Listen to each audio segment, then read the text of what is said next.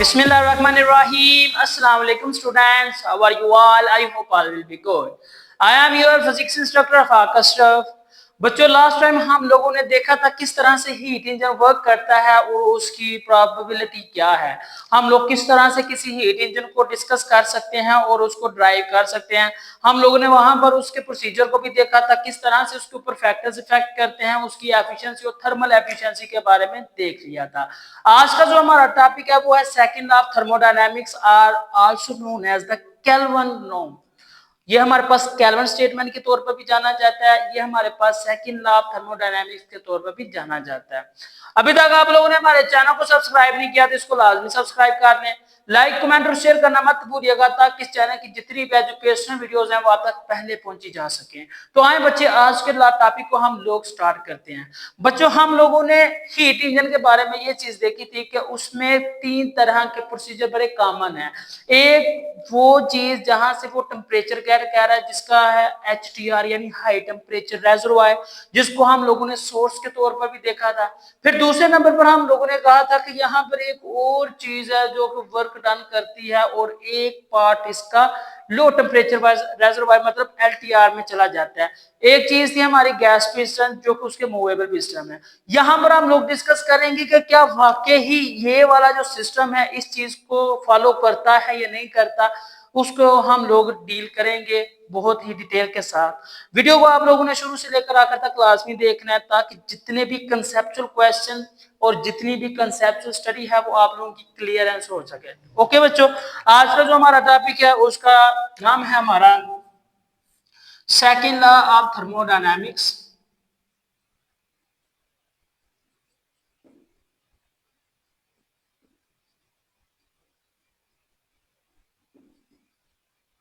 बच्चों जो हमारा सेकंड लॉ ऑफ थर्मोडायनामिक्स है उसमें एक चीज बड़ी कॉमन देखेंगे आप लोग, यहाँ पर हम लोग वर्किंग सिस्टम को देखेंगे तो सही, लेकिन जो हमारी होल एनर्जी होगी उसको हम लोग कन्वर्ट होते हुए नहीं देखेंगे। हीट इंजन में तो हम लोगों ने कहा था ना कि एक पार्ट इसका इधर हो जाता है, एक पार्ट इसका लो टेम्परेचर रेजर्वायर में हो जाता है। तो यहाँ पर जो आपके पास सेकंड लॉ ऑफ थर्मोडायनामिक्स है उसकी डेफिनेशन क्या बनेगी बच्चे? Second law of thermodynamics।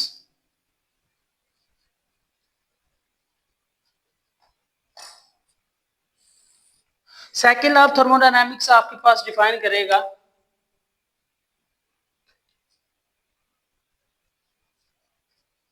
It is a process, ये एक ऐसा प्रोसेस है जिसमें सारी की सारी जो इसकी एनर्जी है या सारी की सारी हीट है वो काम करने में ही नहीं जाएगी बल्कि इसके अलावा इसका कुछ हिस्सा दूसरे हिस्सों में भी चला जाएगा। तो इस लिहाज से हम लोग क्या करेंगे, हम लोग कहेंगे it is a process it is impossible to a device, it is impossible to a device which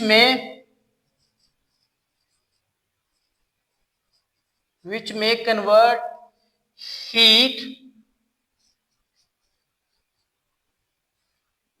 extracted from the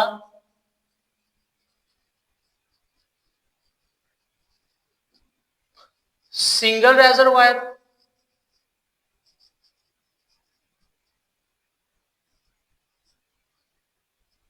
entirely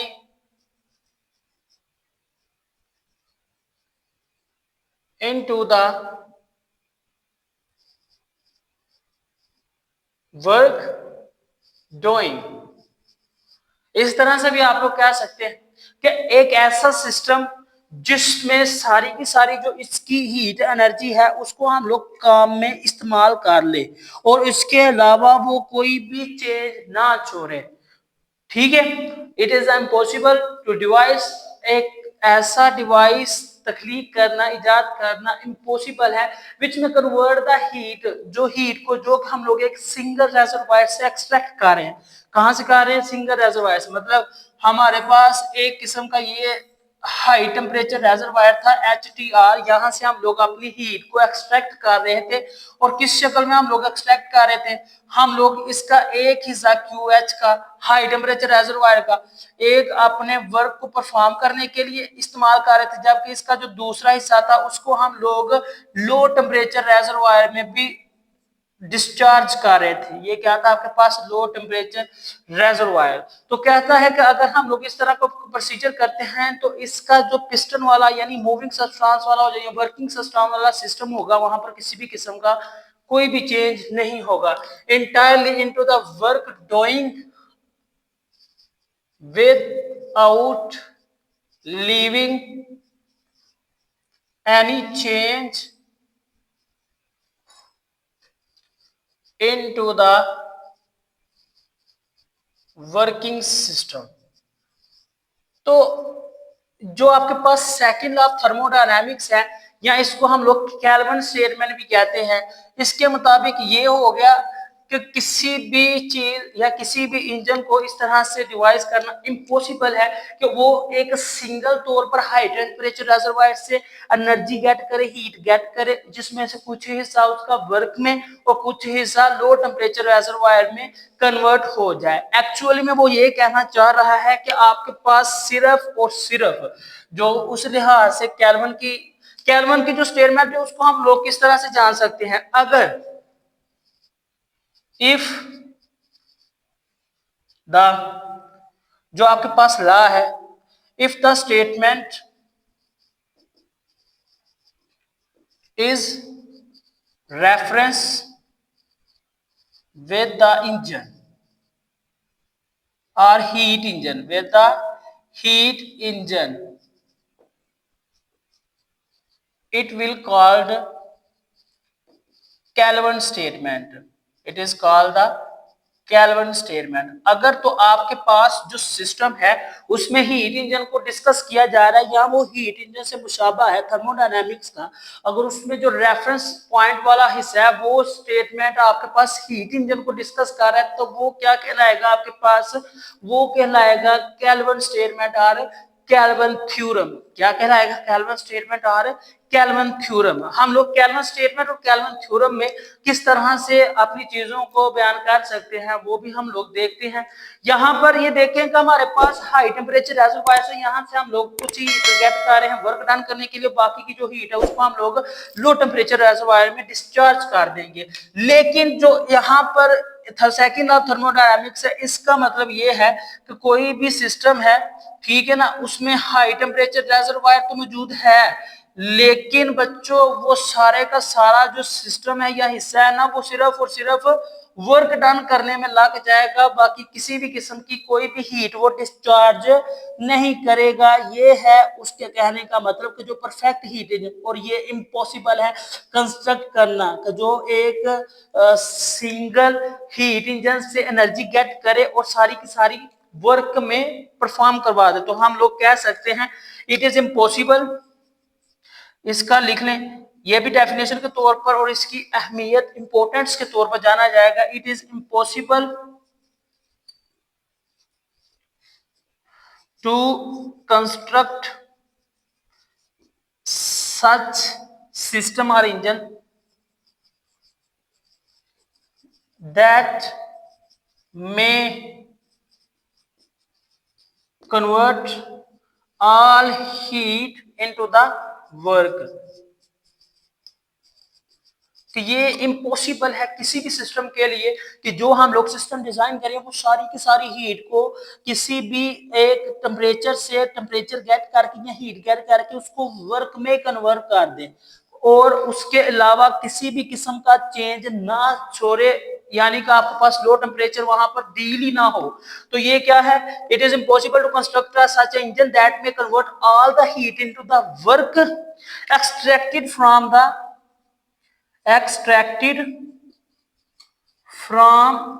a single reservoir, यानी कि आपका जो हाई टेम्परेचर रेजरवायर है, and there will be no sink, there will be no sink, और वहां पर किसी भी किस्म का सिंक ना हो, यानी कि लो टेम्परेचर रेजरवायर ना हो, तो सेकंड लॉ इस चीज की निशानदेही बिल्कुल भी नहीं करेगी, इस चीज को झूठा करार दे देगी।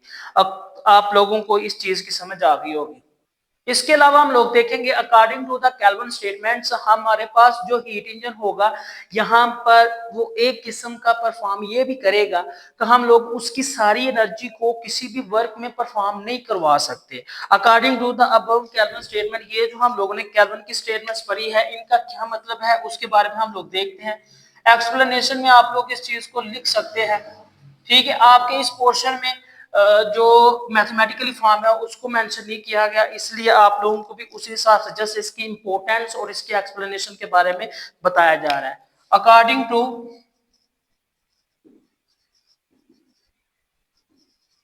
Kelvin's above statement, कैल्विन की स्टेटमेंट के मुताबिक इट इज इम्पॉसिबल, क्या है, it is impossible that, it is impossible to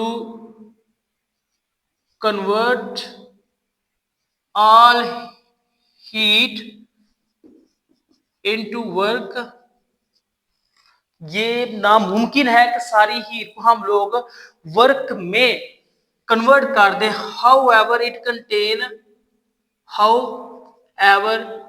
it contain much heat, इससे कोई फर्क नहीं पड़ता कि उसने कितनी हीट कंटेन की हुई है, लेकिन ये इम्पॉसिबल है कि हम लोग उसकी सारी की सारी हीट वर्क परफॉर्म करने में लगा दें, क्योंकि ये सिर्फ और सिर्फ हमारे इलाकों की निस्बत के तौर पर बोला गया है, क्योंकि हमारे इलाकों में जो ओशन है, जो एटमॉस्फेयर है, उसमें जो हीट की वैल्यू है वो बहुत ज्यादा होती है, लेकिन ये हीट की वैल्यू हम लोग किसी भी तरह से इस यूजफुल वर्क में या किसी भी यूजफुल वर्क में यानी मैकेनिकल वर्क में कन्वर्ट नहीं कर सकते। लिहाजा हम लोग इस चीज का दावा भी नहीं कर सकते कि ये जो हमारी ओशन की हीट है या एटमॉस्फेयर में मौजूद हीट के पार्टिकल्स हैं इनको हम लोग मुकम्मल तौर पर वर्क परफॉर्मेंस में कर लें। तो हम लोग क्या कह सकते हैं, it is only true for our ocean, हमारे समुद्रों के लिए, it is only true for our ocean and atmosphere that contain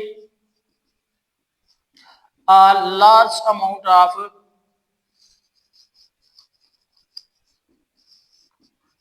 of heat but cannot be converted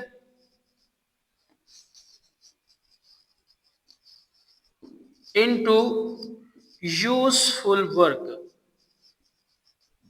हाँ, ये बात हकीकत है कि हमारे एटमॉस्फेयर में एनर्जी की बहुत ज्यादा मकदार पाई जाती है, कुछ ओशन की सतह मतलब सूरज की जो शुआएं है उससे टकरा कर उसकी वजह से भी माहौल में जो गर्माइश है वो बहुत ज्यादा हो जाती है। एटमॉस्फेयर की मौजूदगी, इन दोनों का आपस में एक डायरेक्ट रिलेशनशिप भी आप लोग समझ सकते हैं। तो उसका कहने का मतलब ये है कि हमारे पास इन दोनों के लिहाज से भी अगर देखा जाए तो एनर्जी की बहुत ज्यादा मकदार होती है, लेकिन ये बिल्कुल भी सच नहीं है कि उस वाली एनर्जी को हम लोग मुकम्मल तौर पर वर्क में तब्दील कर दे। तो फिर रिजल्टेंटली जो हमारे पास इसका क्लू आएगा, पॉइंट ऑफ व्यू आएगा, वो क्या आएगा, रिजल्ट क्या होगा बच्चे, हम लोग रिजल्ट के तौर पर जान सकते हैं सेकंड लॉ ऑफ थर्मोडायनामिक्स को कुछ इस तरीके से हम लोग कह सकते हैं, अकॉर्डिंग 10 फिर सेकंड और kelvin statement, kelvin law state that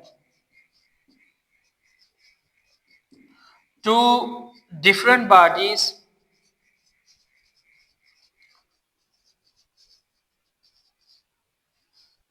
at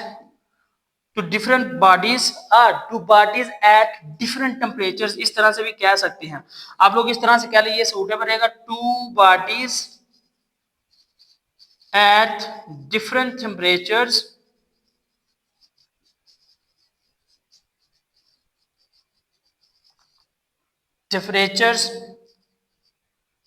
have not been, मतलब अगर दो बॉडीज आपके पास मौजूद है और उनका जो टेम्परेचर है वो भी डिफरेंट है, तो फिर भी आप लोग ये नहीं कह सकते कि वो सारी की सारी एनर्जी को वर्क में चेंज कर दे।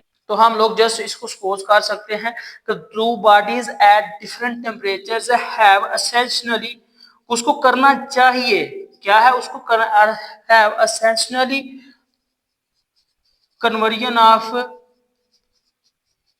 Heat into work. तो दोबारा से हम लोग अपनी हीट इंजन की स्टेटमेंट को देखते हैं कि जिसमें हमारे पास हम लोग क्या कर रहे हैं, हीट इंजन कहां से गेट कर रहे थे, हाई टेम्परेचर रिजर्वायर से। उसमें से कुछ हिस्सा क्या कर रहा है, वर्क परफॉर्म कर रहा है, और कुछ हिस्सा क्या हो रहा है, वो लो टेम्परेचर रिजर्वायर में जा रहा है। यही चीज हम लोगों ने पढ़ी थी ना कि कुछ हिस्सा तो हमारे पास वर्क डन में लग जाएगा, जबकि जो उसका दूसरे वाला हिस्सा है वो क्या करेगा, वो आपके पास लो टेम्परेचर रिजर्वायर में यानी एलटीआर में कन्वर्ट होना शुरू हो जाएगा, वहां पर जमा होना शुरू हो जाएगा। सो दैट हीट इंजन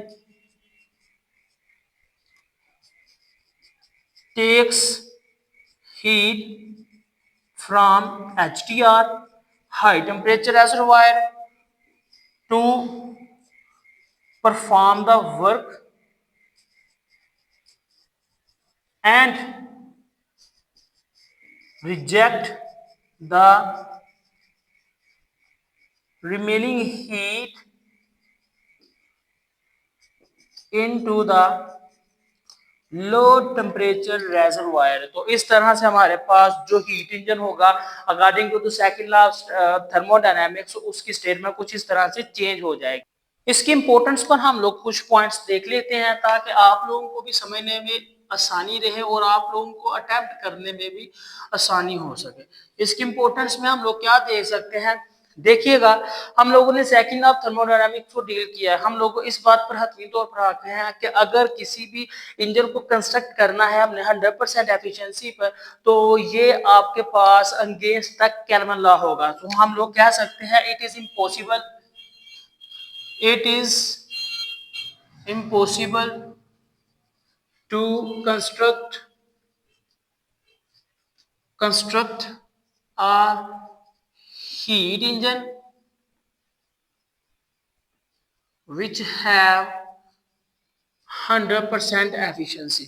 तो ये हमारे पास स्टेटमेंट गलत हो जाएगी साबित कि अगर हमारे पास कोई भी इंजन ऐसा है कि जिसकी 100% एफिशिएंसी है, तो इसका मतलब हमारे पास second law of thermodynamics strong है।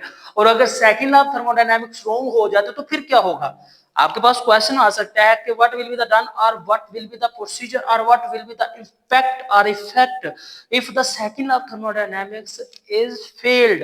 अगर सेकंड लॉ ऑफ थर्मोडायनामिक्स आपके पास फेल हो जाता तो फिर क्या हो सकता है, इफ, ये आप लोग समझ लें कि आपके पास एक क्वेश्चन है, इफ अगर हमारे पास second law of thermodynamics wrong हो तो फिर क्या हो सकता है, if second law of thermodynamics is failed, then what will be the procedure or what will be done, or what will be the procedure। अगर आपके पास सेकंड ऑफ थर्मोडायनामिक्स फेल हो जाता है तो हम लोग कह सकते हैं then we can make steamship by using the heat from the ocean। अगर हमारे पास second law of thermodynamics fail हो जाता तो हम लोग क्या कर सकते हैं, हम लोग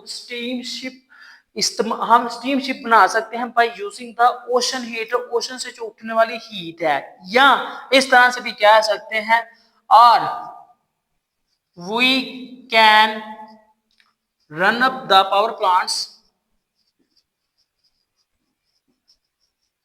हम लोग अपने पावर प्लांट्स जो हमारे बहुत बड़े मतलब पावर प्लांट्स हैं, बिजली को पैदावार को बेहतर बनाने के लिए लगाए गए हैं, जो पानी से भी हम लोग एनर्जी को गेट करते हैं या पानी से भी कन्वर्ट करते हैं अपनी इलेक्ट्रिसिटी में, और उसके अलावा दूसरे जो मैकेनिकल वर्क से डन करते हैं ताकि हमारी जो मुल्की हालात है या मुल्की बिजली है उसको पूरा किया जा सकते हैं, कहने का मतलब है कि अगर second law of thermodynamics fail हो जाता है तो उसके नतीजे में हमारे पास जो पॉसिबिलिटी है, या तो हम लोग स्टीम शिप बना सकते हैं by using the ocean heat, या we can run up the power plants by using the heat, by using the heat from surroundings. तो हम लोग अपने सराउंडिंग्स में जो हीट का खराज है, मतलब ये जो हमारा एटमॉस्फेरिक टेम्परेचर है, उस हीट को इस्तेमाल bye using the heat from the surrounding, तो हम अपने सराउंडिंग में से हीट को इस्तेमाल करके एक ऐसा पावर प्लांट बना सकते हैं कि जो सिर्फ उसी हीट को वर्क में कन्वर्ट करे, और जो कि हमारे पास है केल्विन स्टेटमेंट के बिल्कुल भी अंगेस्ट, बल्कि बिल्कुल ही अंगेस्ट है, उसके अलावा उसके साथ किसी भी तरह की रबत नहीं बनाता। इसका हमारे पास दो तरह से जवाब भी है कि हमारे पास कौन से ऐसे इंजन है कि जो ज्यादातर हीट एनर्जी को वर्क में कन्वर्ट करते हैं। आपको ये क्वेश्चन के तौर पर भी पूछ सकते हैं, या एमसीक्यूज के तौर पर भी पूछा जा सकता है कि जो पेट्रोल इंजन है या डीजल इंजन है, इनकी कितनी परसेंटेज है कि ये हीट एनर्जी को वर्क में डन कर सकते हैं। तो हम लोग कह सकते हैं it has been seen that petrol engine at 25%, at roughly 25%, and diesel engine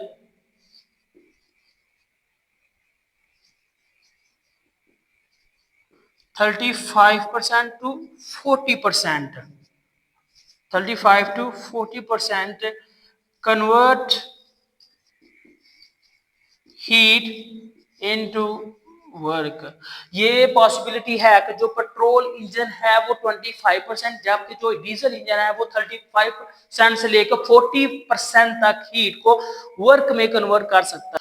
तो ये बच्चे आप लोगों का इस तरह से second law of thermodynamics explain हो सकता है। आप लोग चाहें तो बेसिकली आप लोग यहाँ तक ही कर सकते हैं, लेकिन ये सारा करेंगे तो आपके लिए काफी मुफीद रहेगा, आपकी नंबरिंग सिस्टम में भी और आपकी हेडिंग सिस्टम में। आप लोग यहाँ से मुख्तलिफ किस्म के क्वेश्चन भी बना सकते हैं, एमसीक्यूज के तौर पर भी स्टेटमेंट्स को थ्योरेटिकली और कंसेप्चुअली भी क्वेश्चंस को क्लियरेंस कर सकते हैं। आई होप आप लोगों को अंडरस्टैंडिंग हो गई होगी। अगर किसी भी किस्म की कोई समझ ना आई हो तो बच्चे आप लोगों ने कमेंट सेक्शन में लाजमी बताना, ताकि आप लोगों के कंसेप्चुअल क्वेश्चंस को क्लियर किया जा सकेगा।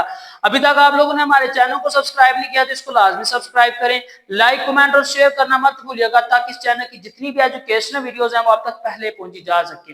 मुझे दे इजाजत, इंशाल्लाह नेक्स्ट लेक्चर में हम लोग अपने कार्नेट इंजन को और दूसरे इंजन को डिस्कस करेंगे। तब तक के लिए अल्लाह हाफिज।